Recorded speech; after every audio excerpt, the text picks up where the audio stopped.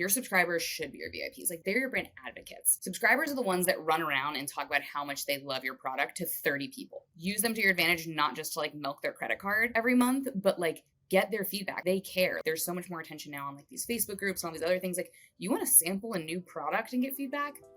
Do it to those people.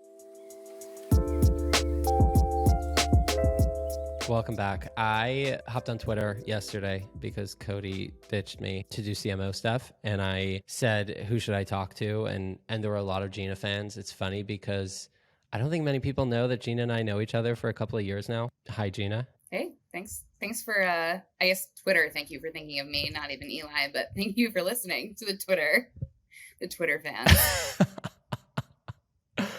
This is a long time coming. Do you want to give a little background of how we know each other, how we met, how we got here, what we've done together? Yeah. So for anyone who doesn't know Gina, prior to Retextion, I have an agency called Lunar Solar Group. All of the email creative that I post all the time. Olipop, I remember making their first welcome flow. So like, that's like how far back, I don't even remember what year. I remember which WeWork office we were in, but I don't even like remember what time that was. But got to work with the Olipop team launching e-com, and Eli was part of it. And thank God you came in, and we just would go back and forth on all things retention. I think I'll never forget the time you got mad at me because I couldn't get a plain text email out for you fast enough. I like distinctly remember a Slack message of you being like, why didn't you do this? And I was like, I am not the manager on the account. I don't know if you remember that, but I'll never forget it. I certainly do. Gosh, I think that when I joined in June of 2020, which like Gina said was a couple of months into just e-commerce for Olipop at all. Like, they started retail.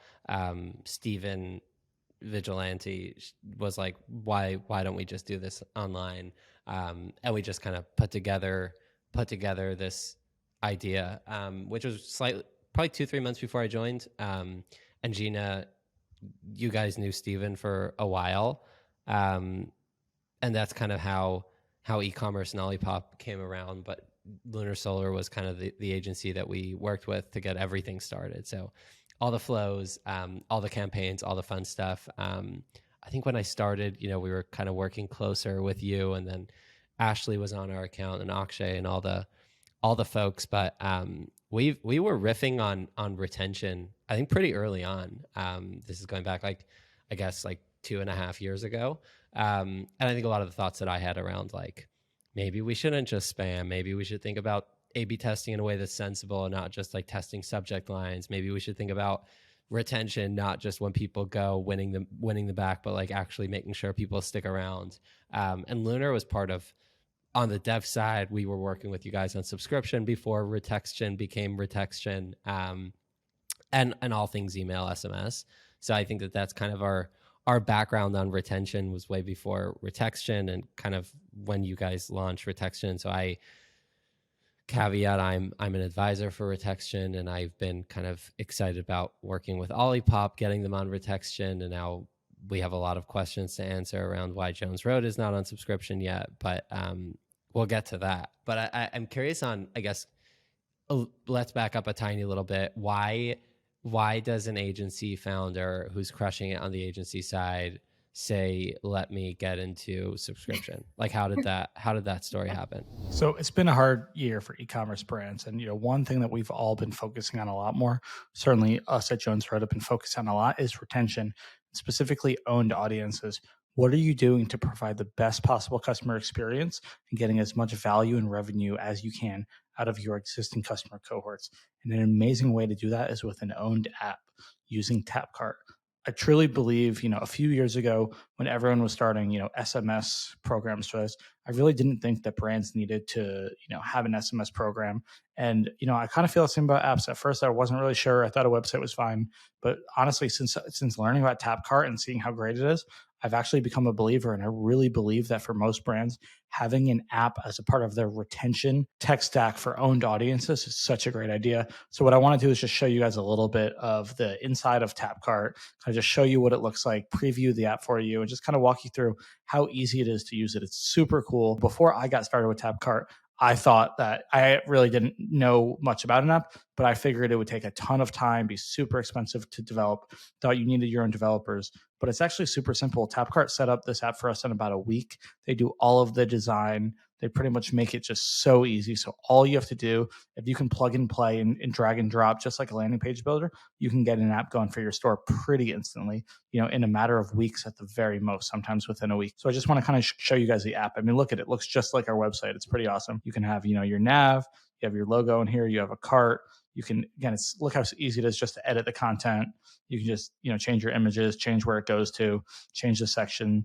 They've just got a bunch of these sections that you can kind of just put in there, especially if you want to do something. An app is a great time, to offer a great place to offer promos, exclusive things to your existing customers. You can put in here, look how easy this is just to drag and drop, right? Like I said, if I can do it, anyone can.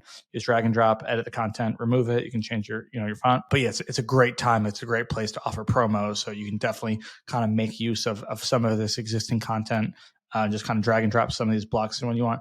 You can have videos in here, so it's great for content, exclusive content for your customers. Again, it looks just like our website. They were able to match it pretty perfectly. But one of the benefits is because it's an app, it loads super quickly. So yeah, again, you can see kind of how easy it is. You can edit, theme settings in here. You can edit the navigation. It's super cool. They've got some really cool features to grow your app and your user base, where you can scan the QR codes. You can, print or create a QR code that you can use online or anywhere. Direct people to your app if you want to, direct people to your app to get a discount from your Facebook group, whatever it is. So this is a super cool one that I've seen a lot of brands use really well. You can get a ton of data. Another thing I love is push notifications. So again, we're all trying to reach customers where, ads are expensive, CPMs are up. It's getting harder to track. So we're all trying to reach places, and email is great. SMS is great, but there's a cost to it. The cool thing about a push notification is there's no additional cost to send a push notification. So just like you're going to set up, I'll show you exactly how to do it. Just like you're going to set up a text, you can set up a push notification just as easily. But with a text, there's a cost every time you send it out. And if your brand's growing, that can definitely add up. With a push notification, there's no incremental cost. So you can set up, based on a product. You can do it based on a collection. So again, I think that this is super cool. You can do it based on a collection. You just write your copy in here. It's super easy. Change some settings. You can schedule it. It's awesome. It's super cool. It's a great way, just again, to be able to kind of another way to reach your customers without an additional cost. The great thing is, right, it takes up the screen. You can even make these full screen, and there's no additional cost. If I haven't said that already, I love it. I think it's super cool. Like I said, I think nearly everybody should consider having an app.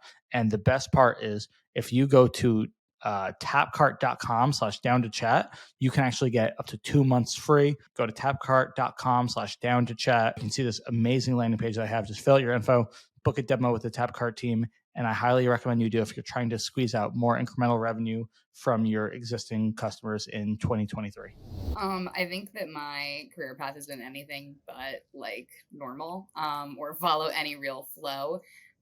Before we started recording, I just shared with you, I was just on a call with my accountant, and he was like, I got a couple questions. Like, I've got you down still as career events manager. I feel like that might not be accurate anymore. And I was like, sure is not accurate anymore. But to go all the way back, actually started, I worked for Red Bull throughout college as a Red Bull girl. And then I went into events with them, and then ended up going to work for a resort called Mountain Creek, where I ran events. And then they hired somebody to do digital marketing, and that person didn't do the digital marketing very well, so people stopped coming to my events. And I was like, I had a MySpace, and I have a design degree, so that means I can run an email program here. And they let me do it. And I just took over the email program at this like massive resort with 12 different business units, and like was running the content calendar, like 22-year-old Gina, just kind of winging it. And then I met Pearson, and he came in as a consultant, and the resort was gearing up for Chapter 11, not because of my email strategy. There were other factors, but hopefully we started the agency together.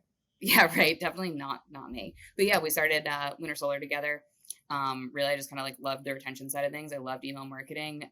And I really liked the tech that we got to work with. I think like that's my favorite part of Lunar Solar, was like piecing everything together, like understanding how you can create these like moments for customers and these like really just like interesting flows between like when somebody visits the website, like what that experience is like when somebody goes into Klaviyo, like based on the information you have, and then like when you're passing it into PostScript, and like if you have a loyalty program, and all these different things that kind of have to come together, and you have to piece together a lot of different things. I think I found like the integrations and just all of that like more fascinating than the managed service piece. And as the agency grew, I became more and more hands off with like the core accounts, and like more into just kind of building the team out at the agency, and had to stay on top of all the new technology and bringing that down like to the team. And I was always like vetting new tech as it came out, being like, oh, this is fascinating or this isn't.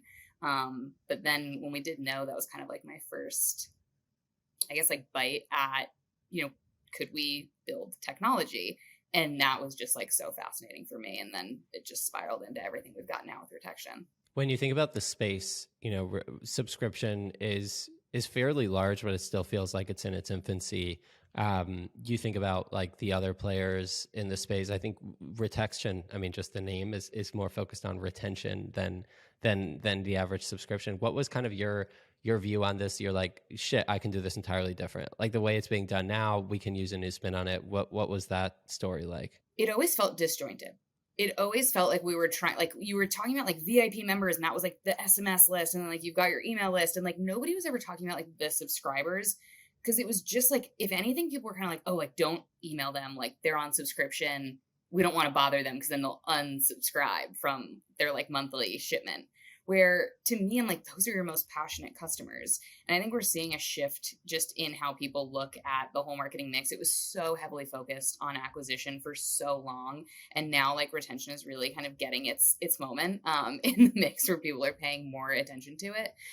So looking at subscription, I was like, this generates a ton of revenue. Some brands, 50% in the course it's all over, but a lot of these D2C brands, it's 50% or more of their monthly revenue is the subscription platform. So I thought like if you could make it more of a marketing tool, like if you could make it a performance channel, like you could unlock so much there. And it was just kind of this thing that was like sitting, that felt like it hadn't been innovated in years, that I wanted to build.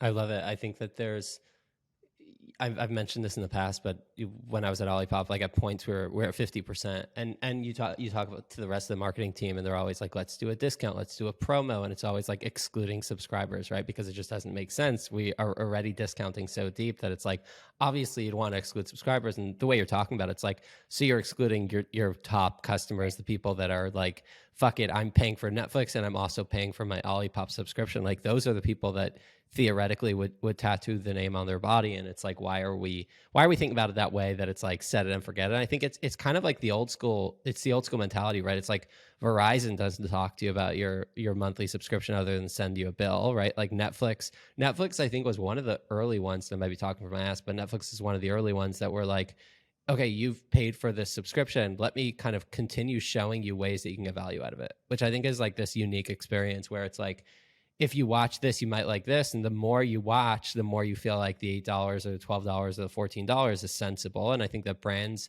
in the D2C universe are like, if we're sending your Olipop monthly, that's all we can give you is this tangible benefit. So let's just keep quiet as long as we can. And we'll kind of try to educate you in a way that's like hoping you don't cancel. Because I think historically, and correct me if I'm wrong, if you've seen otherwise, but I think a lot of brands saw that the most cancellations came from your next order is coming up, right? That's always like the spot that you drop. Yep. Yeah. We've got a couple things coming out, but to kind of help with that, I think like one of the big things is how like the experience engine plugs in and actually gives somebody like other actions to do on that email, where like you either notify them that they're getting a gift or there's upsells on that or like whatever. And if you're sending somebody an email and the only button, the only call to action is manage/edit your subscription, that's all you're telling them to go in and make a change, instead of telling them like, hey, this is happening, or did you know you could add this? Did you know? And like that, just like psychology element of just adding some other calls to action in that button can go a long way. So I mean, I think the way I'm understanding this, and I've laboriously kind of like driven myself crazy about this at Olipop for the longest time, because I was like, what is the value other than this recurring monthly subscription of soda? Like, is there any other value we can kind of think about? And we thought about like exclusivity and access as like the number one too, right? It's like flavors you won't see anywhere else, early access, whether we did like these little stickers, et cetera. But I think the core thought here is, and I'd love to hear a little bit more about Experience Engine and cool shit that you've done. But I think that for me, the big thing here is like trusting your idea of a subscription to just be recurring revenue and not have any relationship with these people just makes it a very, very basic kind of like give and get. And I think a lot of sad and lonely, angry people on Twitter like to think that that's the way it is, right? It's like subscription is just like you pay somebody money and you get this. But I think reality is that if I had to cut down, right? Like if I was like, shit, it's a recession, the first thing that's going is my like monthly soda, unless it means something more to me, right? So I think it's like, joy. Climbing a little higher on the hierarchy of needs, right? Yeah, exactly. So I think that that's the way we have to think about it, right? We have to think about subscriptions as like, how can we add a little bit more on the hierarchy of needs, and whether that's community or access or exclusivity or loyalty. It sounds like Retextion is thinking about it that way. Is like, this is a potential, like you talk about it as a marketing tool, but it's like a loyalty program. It's a marketing tool. It's a whole bunch of different things. So do you want to riff on like what Experience Engine is and what brands have done that were super cool? Yeah. So this is what I haven't seen people use it for, but I think like, so on the topic of this, I think that, your subscribers should be your VIPs. Like they're your brand advocates. Subscribers are the ones that run around and talk about how much they love your product to 30 people. Like that's who a subscriber is. If they like it enough, especially in CPG, like if they are subscribing to a soda or a food, they love you. Like they're not just like nobody subscribes to a snack like for fun. Like it's not like it's not like Netflix, but like it's part of their routine. Like you are in their daily or weekly life. Use those people. Like use them to your advantage, not just to like milk their credit card every month, but like get their feedback. Like they care. Like we've got like there's so much more attention now on like these Facebook groups and all these other things. Like you want to sample a new product and get feedback, do it to those people. Like they know the product inside and out. Like they care about you. They want to see it get better. So Experience Engine, what it is it's kind of like a promo builder for your subscribers. So you can sit in there and you can say, let's do a free gift on order number 3. Let's A/B test these 2 things. Let's do an upsell on order number 4. Let's look at anybody who doesn't have this product in their subscription and offer them this product because we know that's our hero product. So there's a lot of different ways that you can use it. I think like the most simple use cases, people are like, oh, we see a lot of fall off between order number 1 and order number 2. Can we do a free gift on order number 2 and see if that reduces skips? And I'm like, yes, absolutely. That's a great kind of like dip your toes in first way to use it. What I would like to see more of is using it to sample new products and getting feedback on those products. Like seeing if like also if you sample things, can you get people to add those to their subscription upcoming? And then also I think that's a good measure, especially for brands at scale. If you sample something and then you offer it as an upsell, how many people are jumping on it? Like, is that a good product that you actually should roll out? And what we do also is we allow like fixed like amount sampling. So you can just offer it to like 300 people if you knew that you were doing like a small size run or a small quantity run of it. But yeah. I think it's genius. It's so interesting to me how, we talk about like referral, right? Referral is like some businesses have 1, 2, 3% of their business comes from referral, and it almost never is like you can never refer a subscription, right? There are just these little things that just have not really been thought about, but I think sampling is another one, right? Like we have this community of people that are subscribing to like whatever it is, like liquid IV or anything that's perishable. Like if somebody's subscribing, it's clear that in their head at some point they're like, okay, I know that I like this enough that I'll have it almost every day of the month, or like I like it enough that I'm having every other day that I'm making this weird commitment that I'm going to have this in my life for a long period of time. Like the idea of, hey, I'll get it and I'll cancel it is something that brand owners are terrified of, but in the scheme of things, it's usually not very high, right? So people that subscribe are generally going to stick around. I think we've seen definitely at Olipop, like we've seen, there's always kind of like this point where if somebody makes it past order 3 or 4, most CPG brands see like 2, 3, and 4. If you can get it past there, you'll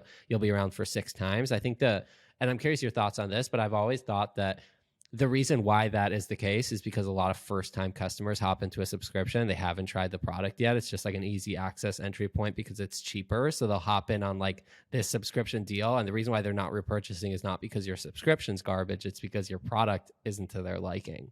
Do you see that? Is that a regular thing? Yeah, I mean, that's part of the reason why we bought Retextion Engine. And like what we've been digging into there is the cancellation surveys are so telling. like it'll tell you, what, and like it's just such an easy step to implement, and then you kind of know, and then you can also see it by SKU, which has been cool to see. Some brands, like they'll just be like one SKU. I think one of the most interesting examples that we had was a coffee brand that has a light and a dark roast, and their cancellation for like just at a glance, cancellation was really high, and they were like, well, what's going on here? Then they dig in, they actually realize that it's the light roast that has this like crazy cancellation, not the dark. So they were like, huh, like this is weird. They do the cancellation surveys and they're like, oh, it's way too light of a, like people just, it's so like harsh. Like they actually really did want a dark roast. So what they did was implement when you go to, what they started doing on the first order, putting a sample of the dark. And then when you go to cancel, there's a swap treatment. So when you go to cancel, because I don't like the flavor, it actually says, do you want to swap to the dark? And like the saves went through the roof. And like, that was crazy. It was a company that thought they just had this like acquisition issue where people were coming in and the product, and it was just the one flavor is too harsh and they just needed to switch to a different flavor. Wow. I love that story for so many reasons, but I'm always a sucker for like issue, hypothesis, try it out, and then like it changes your business. I think we've seen this across the board, right? Where people, I mean, I whenever I consult on any retention, the first question is like, why do people not like my product? And it's like, nobody ever asked the question, right? So I think that we've seen a lot of cancellation is just like usually the top 1, 2, 3, right? It's usually something to do with cost, right? But it's more so I have more than I need, which you're like, okay, so why don't you tell people a couple of days before, like, hey, proactively swap, skip, right? Yep. I think one of the things I think about anytime we're building a product is like, how does this help the brand? And like, does this actually achieve it? I think I saw it so much on the agency side. Clients would come to us and they'd be like, hey, can you do this, this, and this? And I'd be like, why do you want us to do those things? And then when you kind of dig into the why, you're like, okay, that's actually not the end result that I would have done. Like I would do it this way because of this. And like, it started this like behavior that I would do with my client, the clients that I really trusted, because some would find it insulting when I'd ask, but I'd be like, don't tell me what you want me to do. Tell me like the problem you have, and then I'll tell you what we're going to do and how to fix it. And I'm kind of taking that approach into subscription. Like we get feature requests all the time. I think like the most common one is like, oh, we want a subscription that like gets cheaper every month that you subscribe to it. And I'm like, that's a horrible idea. Like that just like erodes the margins on the product, like to the top. Like we want to reward the best customers, but we don't want to reward them by making them a customer that we end up losing money on. Like that's horrible business idea. Like what can we do with those customers? Like how do we reward them in other ways with other samples, get their feedback, like things like that, where like, yes, maybe it's like a better rupert in the subscription, but they actually are spending more money. We're bringing the AOV up. And so, yeah, I think a lot of just like asking what people want and then kind of thinking through what's the best way to get that result is so important.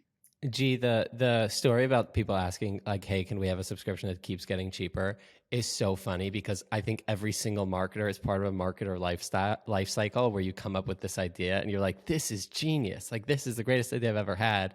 Genius. And then you realize that your VIP customers couldn't give a shit about the price. Like they're buying it because they love it. If somebody bought something 7 times, like they don't want it cheaper. They want to feel closer to this mission or the brand. Like in a perfect world, right? It's like if somebody purchased something 7 times, they spent more money on Olipop than ketchup or anything else in their fridge. They're like, hey, can I be part of the decision-making on the next product? Or, hey, can I get a sample before? Like, how can you make somebody feel special? So I think that's spot on.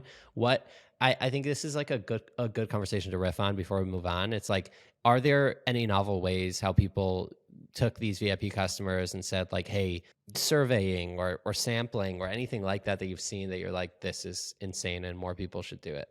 Yeah. I mean, we're working with a couple of brands now to roll some stuff out for next year. So I haven't seen it done like perfect, but like the way that I would run it, in my next life, if I ever became a brand owner, which I'm pretty sure I'm done. I think we're going to stick with tech at this point. Like we got the tech and services down, like that, I have to learn about inventory. Like that just feels like it's a not for me problem. But the way that I would like to run it, like, and you could do it so simply is like, you just use the experience engine, you have it, add this like sample, it's its own product, just, set up a flow in Klaviyo. Anybody who is an active subscriber and has gotten this product, send them this survey. Like so simple. Like you could set that up and then you just start getting like the survey responses on that sample product that you did. And like now your most engaged people are going to get like, because they're going to be like, they're interested in it. You can, offer them something. I bet you don't even have to. Like when you email out like a survey, you're expecting like a 1% response, not to your subscribers, not to somebody who's like bought in and got this free sample in their thing and you're asking them if they like it or not. You're going to see that survey response much higher, probably 20+%. And I think like that is like the easiest way to set it up. I'm excited that we've got a couple of brands that are ready to roll that out next year.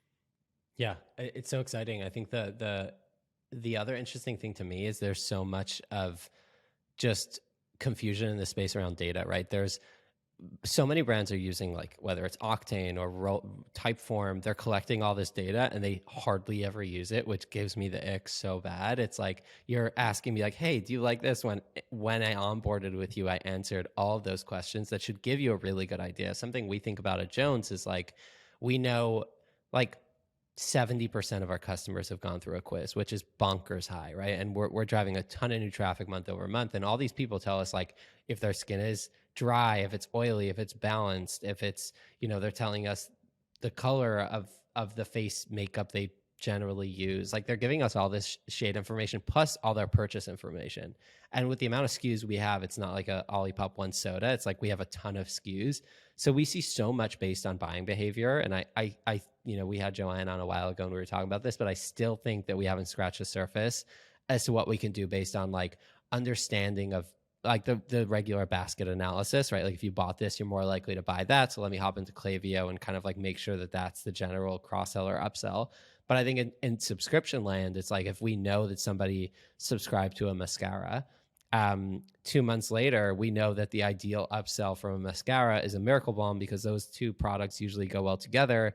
Based on whatever they put in the survey, we can also use that in the quiz data. We can also use that to understand that we can assume that Magic Hour will be a better hit than an Au Naturel or whatever shade we go to on Miracle Balm. So I think that's something that we've, I was talking to Sean from Ridge last night, and he was like, most brands spend way too much time thinking about which product they should upsell instead of saying like, if you upsell anything, like if you upsell one single product, you'll make more money than stressing and not upselling anything.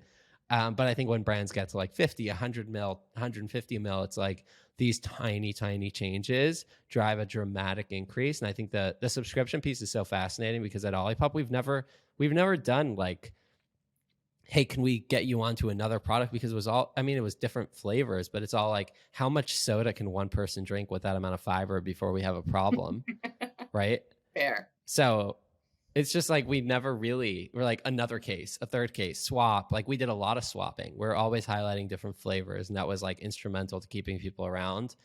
But I think the idea of like understanding product, customer journeys based on like your broader product SKU assortment is such a fascinating idea that I don't think many brands are doing enough of, right? We just try to cross-sell on like, oh, this is the most expensive thing, or cross-sell is like, oh, this is like ideal for tomorrow, instead of thinking retention. Like 6 months later, we know like LTV by product, right? So we know anyone that purchases mascara has a significantly higher LTV than most other products. We know people that purchase Miracle Balm, like we have all this data. So how can we use, it's something I'm thinking about is like, how can we use subscription to create this almost somewhat ideal, like obviously we don't want to push people into any specific corner, but somewhat ideal customer journey of like, if you fuck around and stay on this route somewhat, you'll be a very valuable customer to us. And the last thing, which I think this is me saying like, hey, I think this is a really good idea. And then you'll tell me like, you'll be like, this is absolutely stupid. But my idea is like, if there was a solution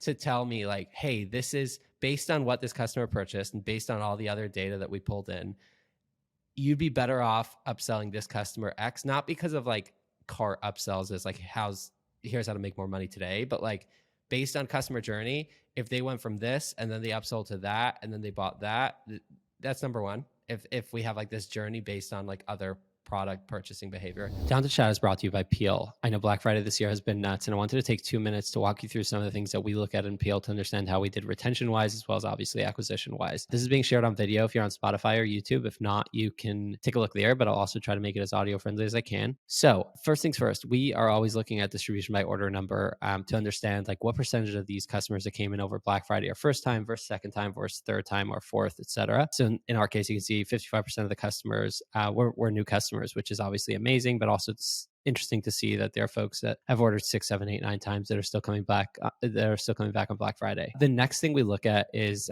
returning customers by cohort to get a better understanding of, are there spikes that we're looking at in terms of, the second month, third month, fourth month. What you can see here is January, February, March customers had a spike in April, May, which is when we launched our foundation, but also again around Black Friday, which is obviously amazing to see that we're kind of re-engaging these folks. Another fun dashboard we look at is year over year. So having a better understanding, not just on the gross sales and orders, but also on AOV, products sold, et cetera, and discounting if applicable. The last interesting thing I love, we've spoken about audiences in the past, but this is especially interesting because we can see first-time customers that came in Black Friday to get a better understanding of obviously their AOV, their LTV and all that fun stuff, but we can also export this audience into Klaviyo to send them unique messaging, or Attentive to send them a text, or hell, even turn them into a direct mailer audience of customers, which is great.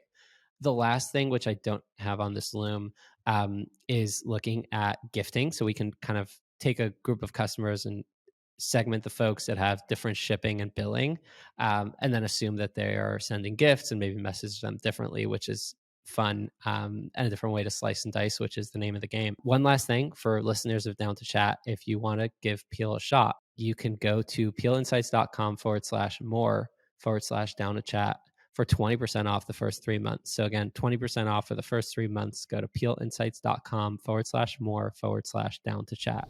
Second idea, I'm really going out today.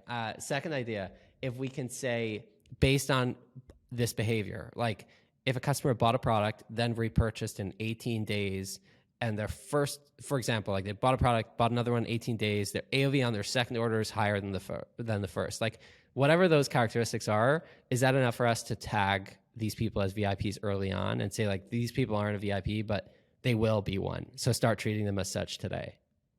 Yeah, I think it like all depends on the like models that you're using. I think like we're in this like fun stage now with all the different AI stuff that came out about writing, where people are now starting to be more focused on it. I think I've learned so much already from the retention engine team, just around like the different models that you can do and like the live learning models that we use, and just like asking them those types of questions of like, what type of machine learning model would you use to calculate those things? And there's a lot of different ways to do it. And I think to take a step back, like one of the earliest times that we started to see that was how people were doing predicted next order date models. And you have some brands that are doing it based on the product. So you've got, companies that are like, all right, well, like people who buy this product come back and they buy this product like X amount of days later. But what it doesn't factor in, especially with F&B, is like, okay, great. So people who buy Cherry Cola Olipop come back, 30 days later. And it's like, well, what if I have 2 people in my house? Like, well, what if I, what if I have it every day? Like, what if it's only, I have it on weekends? Like, what? So there's so many other factors that like start to interrupt that. And then also it's like, do you look at all of the products in the cart that they bought together? Olipop's a bit easier than something like Jones Road, because Olipop, if you're buying like one Cherry Cola, one orange, one, like whatever, you can't really have 7 a day. But Jones Road, if I'm buying all those things and my cart value is really high, I might be using all of those products daily. So there's different ways like to look. So when you look at the cart, do you want to look at it at the cart size, or do you want to look at it on the individual product SKU? And every business is different. I think it's important to understand how the platforms you're using, what models they're using, and if that model is the right fit for your product catalog. So that's like very distracted from what you were saying, but it kind of like starts to think about how I think about how you would start to model out, what should be the predicted next product and what the timing on that product should be. And I think a lot of people try to hyper focus on it, but really, like to your point earlier, start smaller, like be like, okay, like we should just offer everyone at least some type of upsell of our best product. And I think what I like most about the experience engine, where I tell people to start, is like whatever your hero product is, even if 50% of people are subscribed to that means 50% of people aren't. If they're not on that, offer them that product. That's the easiest win. Anybody who doesn't have this in their cart, offer them that. And that's, I think, a good place to start. And then people who do have your best product, what's your second best product? And go in trying to figure out, and you have a product catalog of like 50 products, like what each one is the right upsell to. And then you get into this logic of like, what if there's 3 items in the cart? Then what do we pick? Like it starts to get too crazy. So I would say start on the simpler side. Yeah, no, that makes a ton of sense. So all in all, you're saying my ideas are $1 billion ideas, and we should run with it.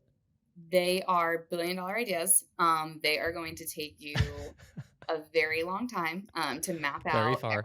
every Oh, single product and what somebody could buy. And if Gina buys a mascara and 14 days later buys a lip balm and then does this, like, there's just so many different factors. Like, we can't estimate what the customer journey is going to be for we need the everyone. robots. We do. We need more sophisticated robots even than we've got now. And we need the correct models applied. No, I think the modeling piece is interesting. The other thing to think about is like, yeah, you're absolutely right. Like our hero SKU, our Miracle Balm, like people finish that in a month, 2, 3, 4, 5, 6 months. Mascara once a month, right? So it's like you have these different product categories that are entirely different. The other thing to think about, which most marketers are, I mean, I think there are a few, like Cody is kind of in the middle now where he's like, at heart has this direct response background, but is now a very thoughtful retention person as well. But I think people go one of two ways, right? It's either look at the data statistically, people that purchase within 18 days, right? Like they have these numbers. And then the other side is like, well, if somebody just purchased $150 of makeup, and some of it will take them months to use, like, should we be pushing them to repurchase in 10 days? Like, whether or not that's like on paper the time that they'll repurchase, like, is that an ideal customer journey? I think that's the most fun I have at Jones is like Joanne, myself, Cody, like we're always kind of like there's always push and pull every single which way, because it's like there's no like wrong way, right? It's like you can, there are plenty of brands that you'll order something and half hour later you'll get an upsell email. But also I think there's like when you have multiple products and every product has a different like shelf life or usage timeline. I think it's always interesting. Talk about subscription. Like how would you create a subscription when different products take different amounts of time like to use? How do you think about that?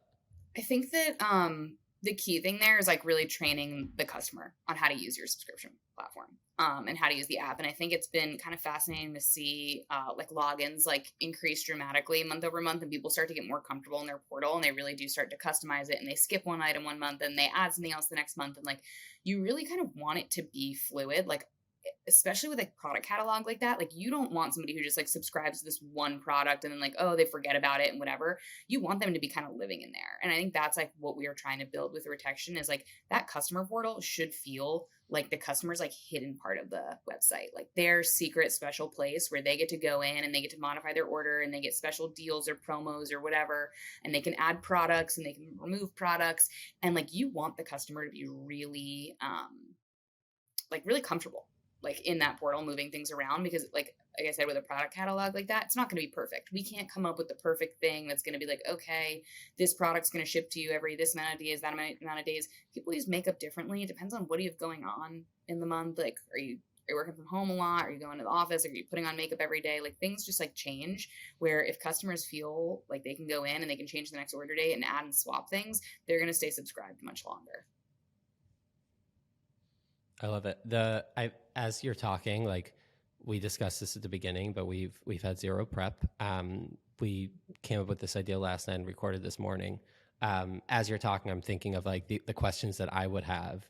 I think a few of them that we should probably get to is number one, win backs. I think win backs have gone, like it's fascinating because most of it does nothing. Like it's just, it ends up being like a hardcore discount and gets nowhere, but sometimes it works. I'd love to hear when it's a good idea, when it's not. The other question before I forget, are there spaces or brands that shouldn't be on subscription? And the third question, which we'll get to, is if you don't want to discount, is there a cool way to do a subscription without discounting? So let's run it back and start from the beginning. Win backs, like if somebody churns, is there the ultimate strategy to win them back? I think that there's best practices to be put in place. I don't think that everyone can always be won back, but if somebody subscribed to your product and they liked the product, they're win backable. Like you can get them. I think that the strategy I like the most is using a quick action in Klaviyo. One, you send somebody a note when they first cancel. Hey, this is a bummer. Just noticed you canceled. Like, if this was a mistake, you can always use this link to reactivate. If not, we're sad to see you go.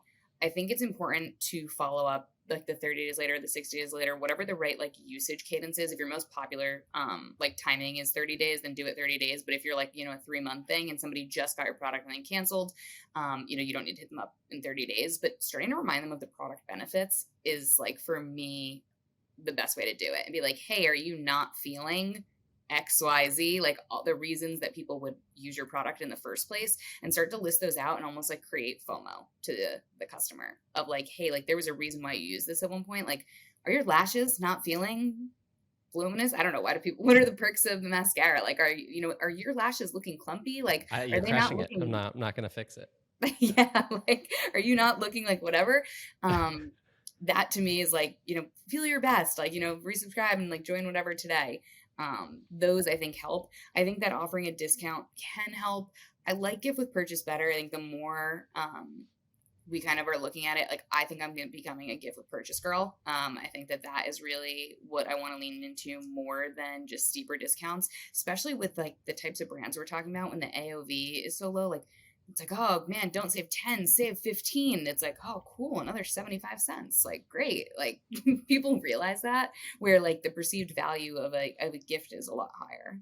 Yeah, I mean, I think the gift with purchase in general, I mean, Cody was the one that really kind of pushed that into me. But it's just an easy way to not discount and give more value, right? So I think it's like if you are giving Olipop for 25% off on Black Friday, and then the next month kind of stings, right? It's like 25% more for the same, or whatever it is, right? Like 15% more. Even if it's a few dollars, it's like, it's kind of like in your head, you're like, once you got it at a steep discount, it's a little bit difficult. But the gift with purchase, for the most part, I mean, like when people are sour on Twitter about it, like a gift with purchase, I don't think I consistently have to remind myself that these aren't regular consumers. Like, these are like people that spend 12 to 16 hours a day on marketing Twitter. Like, these people are marketers. So obviously we have this discerning eye, but realistically consumers are super excited. Like, when I think of a consumer, I think about my mom, right? She would spend the extra $3 to get the free shipping. She would love a gift with purchase. She loves a good discount. She loves the Kohl's Cash. She loves the Children's Place $15 back, signs up for the credit card to get the 30% off her first purchase. Like, that's the regular shopper, not us. Like, we're crazy. So I think there's that too. I mean, also I think back to like when I was younger and like my aunt would take me to go buy makeup, or like even my mom, and like what would get them to be like, oh, like we could spend, $50 today with this company, was because they were doing like the gift bags. So I don't know if you're familiar with this. I don't know how much makeup you bought as a kid, Eli, but like, like they would be like, oh, we gotta go to Macy's today. Yeah, no, not a ton of Lancome when you were younger, but I remember being like, oh, well, if we gotta go, if you want, why don't you get the Lancome foundation? Because when you do a $50 purchase, you actually get this gift thing, and it has like 2 lip gloss samples and whatever, and blah, blah, blah, and you get your little makeup bag with the samples in it. And like that was enough to be like, let's go buy that thing that usually, we get you the CVS brand, but today we're going to splurge because the perceived value is so much higher. And like the legacy brands have been doing that stuff for years, and then we kind of like lost touch with it, and we just started discounting on e-com. And I think that like the gift with purchase stuff, like, yes, there are brands doing it now, but I think we need to do more of it. Yeah, no, I agree. I mean, not that long ago, before I was at Jones and was strictly using Jones, my wife used to go to wherever she went and bought like the Estee Lauder counter that had like the free whatever bag, and you get like $900 a full size for whatever with this discount. And I think it's 100% what it is, right? Like, people choose brand based on whatever small little discount or push that they have. So I think it's spot on. The second question, what are there brands or industries that you're like, no, this is not a subscription use case, and they should just not? I think there are brands that I definitely just don't. Gina says no. She's like, everyone should be on subscription. No. There are certain things that just don't make sense. If it's a product, like, I mean, like nobody needs a mattress subscription. Like if it's a product that you don't replace like every 6 months, like you don't need a subscription for it. I'm trying to think of other things like betting. I don't really need like a subscription, like unless it was like a yearly reminder. I think the only thing that I kind of like for subscription on the longer end is like when it becomes a hygiene thing, and it's like, hey, like you should probably like, replace your underwear or your socks or like whatever Quip. every X amount. What? I was saying like Quip with the Yeah. toothbrush. Exactly. Where like that was something that we thought was not a subscription product, but like really like you should be swapping that out. And like I think about subscription as almost like a reminder. I recently became a subscriber of Billy, the razor company.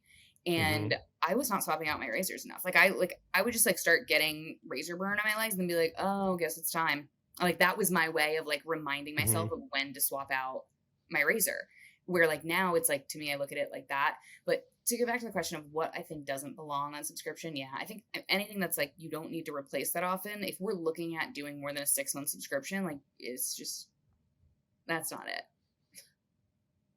Yeah, yeah. I mean, I've two things that come to mind as you're saying this. Number one, MeUndies like changed my entire idea around subscription. The fact that they have like a zillion people signed up on an underwear subscription blew my mind. Like I think that's, to me, that's like, you know, and we had Dan, who was like the VP of marketing on the Olipop side as a consultant. And that was always the conversation I had. Like he was also the VP of marketing at Ritual. And I was like, that's a vitamin. Like you take it every day. It's a no brainer to subscribe to it. But having underwear, like they just created this idea that it doesn't have to be like, you don't have to think of it as a default replenishable product to enjoy a subscription, which I think is mind blowing. I think they were like, I guess they were the first to kind of change the complete mindset around subscription, right? It was like a product that usually you wait until you know, you're completely ripped and you're like, okay, I'll buy 10 pairs versus like getting underwear every month, which I think is bonkers.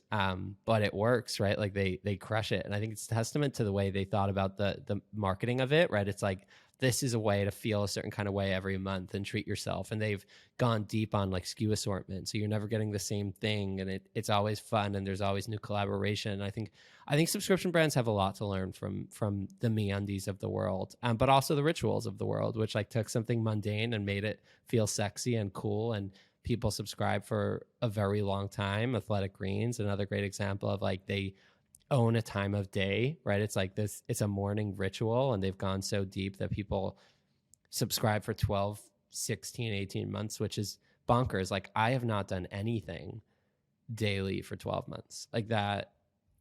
Yeah. That's bonkers. Yeah, I'm super excited. We started working with MeUndies a couple months back on the lunar solar side. And it's been great to kind of get under the hood there a bit and kind of learn about what they're doing and the different partnerships and the different SKUs and all that stuff that they've got going on. I think that they crush it. It was fascinating to me jumping into the subscription side of things with Retextion to learn that like sock subscriptions, underwear subscriptions, and like toilet paper subscriptions are the sneakiest but biggest subscription brands. Wow. It's crazy how many like who was putting toilet paper on subscription? I had no idea, but like apparently the rest of the world is. Cat litter, things like that. That you're just and I are not. No, we weren't. Well, I am now. I sure am now. But it was all these things that like are so typically not sexy and are like not this. I think we just are in this like this Olipop, like this like where we kind of live in this like F&B place, but all these other things that like actually like can be kind of practical. Like you should be switching out like your socks. Like you shouldn't be wearing the same socks. Like my boyfriend's moving in recently, brought over all of his socks, and I was like, we're getting you some new like we're swapping these. Yes, like I think that's actually we already did Christmas. Are we going Bombas? Are we going top, or are we kind of like finding a middle there? Because I think I've heard so much about Bombas that I'm just like, do I need $50 socks or $20 socks? Maybe. Ooh, see, I don't know. I did bulk buy socks because the sock brand that I like doesn't have a subscription model. If they were on Shopify, I would have hustled my way in there already. But I love Stance socks. I don't know if you've ever heard of them. It's like more of an action sports brand. I've seen them. Yeah, I've seen them. I think I need to up my sock game. I think my sock game is J. Crew Factory right now, and it's like one of those where I wait the entire year and then all my no-show socks are just ripped into a bunch of pieces and then I buy more. I've never thought about, but that's another thing, right? You never think about socks as like this huge splurge until you have brands like the Bombas of the world that are like selling $18, $24 socks. And I think the subscription, I do think that MeUndies was one of those early brands that took like a everyday mundane thing that you don't that you restock on once every 5 years and turned it into a subscription.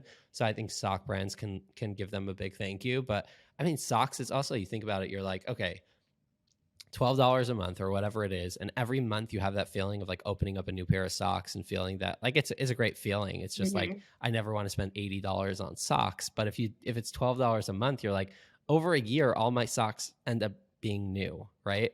Yeah. And it feels good. Like, I mean, everyone likes that little package. I used to have a I can't remember which makeup box subscription I had, but I loved opening it every month. Like, I loved getting it and being like, oh my God, look at all these cool things I got. I did eventually cancel it because I'm just like not an eyeshadow, or like I'm very simple makeup. Like, I mean, I got like a little bit of eyeliner and like a little bit of blush on. So I just started like stockpiling eyeshadow palettes. And once I had about 10 eyeshadow palettes that I don't know how to use eyeshadow, I was like, this probably is not the right subscription for me. But the amount of joy I got from getting a box every month where it was just like, oh, look at this surprise. So maybe, yeah, the sock model is probably better for me. The other question I had, which I think is a fun one, is what subscriptions is Gina on? You already kind of mentioned the Billy. What other subscriptions does Gina? I'm an Ouroboros subscriber. I have an Ouroboros a day. Except right now I'm out at my house because my subscriptions have been going to my office, and it's like devastating to me today that I don't have an Ouroboros.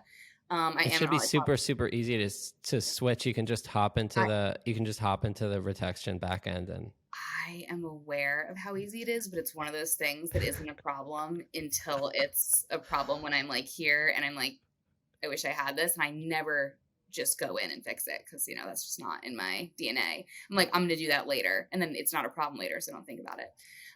But yeah, so there is that. There is Olipop, Billy, toilet paper.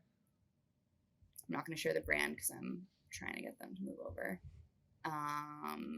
What else do I love?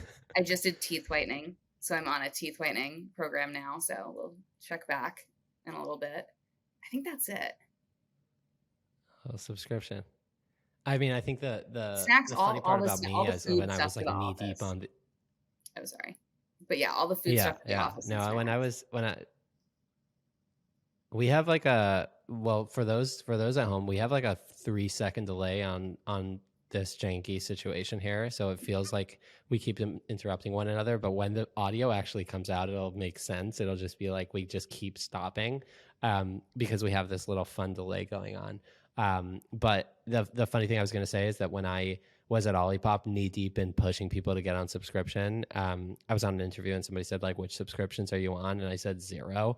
And I thought for a second, I was like, this is us as marketers that we're very good at explaining. I can tell you 12 reasons why you should get on Olipop subscription, but the only subscription I'm on is Netflix, and it's my brother's, so I hope he doesn't toss me off. Like that's, I think, hysterical. But that's true. I didn't think about all of the those types of subscriptions, like my Netflix, my HBO, everything from my phone, all the different apps that I'm subscribed to. Like, I mean, wow, everything. An app to monitor my menstrual cycle, you know, all these different things that like you have that you're subscribed to that all plug in, that are more like digital subscriptions. Right. I mean, I think of subscriptions, I guess, like when something comes out of your account every day. So I guess in that framework, my lease is a subscription, which is also like funny, right? Because I think that I've gone through quite a few leased cars in the last decade, and it's funny to see how different brands think about it differently in terms of life cycle. And I think that was fascinating to me, how certain brands would message me never, and other brands would be like, you're 4 months in, here's what to think about, or you're 6 months in, how's it going? And I swear that some brands have gotten like plain text email energy going on, and like some car dealers, not dealers, but some car brands are thinking about it the way CPG does, and they're like, I've gotten plain text, and I'm like, I know that's plain text, you sneaky motherfucker, but also like everything, right? They're sending follow-ups, they're sending 6-month check-ins, 9 months, you're almost up to your oil change. Like, I think it's thought about similarly, which I think people generally think about a lease as a lease, but it is a subscription, right? It's harder to get out of, but you can sell your car and you can buy it out and sell it. Like, you can get out of it. Thoughts? I mean, I like messaging people. I like building a relationship. I think that your subscribers are your number one fans, I think that you should build them into brand advocates, and that messaging them and building a relationship with them like will make it stronger in the long run. And like, yeah, you're going to remind a couple people to cancel early, but those are going to be the people that got pissed that you sent them the box that month and they didn't see a reminder to cancel, and then you have to go back in and refund it, and they're not going to send the package back. So like, you're doing yourself a favor. Question. Last minute here. Where do people find you? Where do they find Retextion? Take some time to plug, do the thing. Yeah. I'm on Twitter. I feel like that's like the easiest way to get in touch with me is Twitter, but then everything on Retextion, just fill out a form on the site. That's also easy. So if you send me a Twitter DM to set up a demo and I got to do with Calendly and all of that, that's not the best way to get in touch. So definitely head over to retextion.com and just fill out a form on the site, and we'll get back to you within 24 hours and set up a demo. What's your username on Twitter? At Gina Perelli now. We went from email like a G, now it's just at Gina Perelli, Midtown Gina. Are we not emailing like a G anymore? We are definitely still emailing like a G, but I had the opportunity to get my name, and like my Instagram handle's always just been at Gina Perelli, and I really wanted it. I wanted to just have it be at Gina Perelli. So that's what we're doing now. Awesome. Well, thanks, Emil, and I look forward to some JRB subscription news. But until then, thanks, Emil. Yeah, of course. Thanks for having me. Talk to you soon.